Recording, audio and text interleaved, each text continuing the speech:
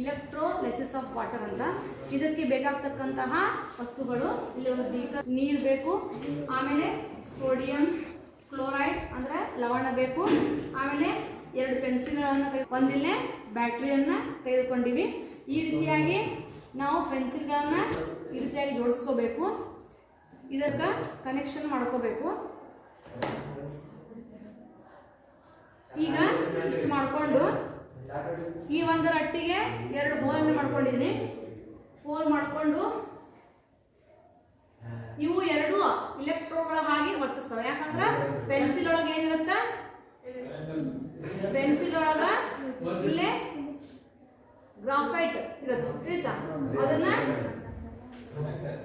ಇಲ್ಲಿ ನೋಡ್ರಿ ಈ ರೀತಿಯಾಗಿ ನೀರೊಳಗೆ ಮುಳುಗೋ ಹಾಗೆ ಇಡಬೇಕು.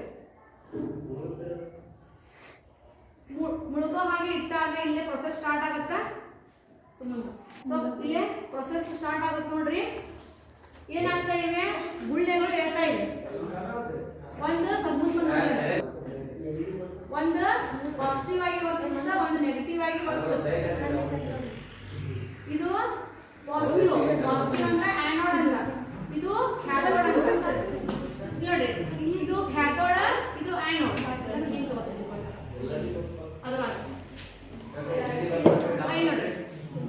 ಇದು ಕ್ಯಾಥೋಡ್, ಇದು ಆನೋಡ್.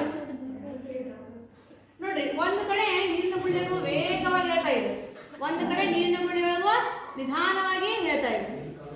ವೇಗವಾಗಿ ಹೇಳಕತ್ತಂದ್ರ ಅಲ್ಲಿ ಏನಿದೆ, ಹೈಡ್ರೋಜನ್ ಬಿಡುಗಡೆ ಆಗಿದೆ ಅಂತ. ಇಲ್ಲಿ ನೀರಿನ ಗುಳ್ಳೆಗಳು ನೋಡ್ರಿ ಇಲ್ಲಿ ಸ್ಲೋ ಇದೆ, ಅಂದ್ರೆ ಇಲ್ಲೇ ಆಕ್ಸಿಜನ್ ಕಡಿಮೆ ಪ್ರಮಾಣದಲ್ಲಿ ಬಿಡುಗಡೆ ಆಗ್ತಾ ಇದೆ ಅಂತ ಅರ್ಥ.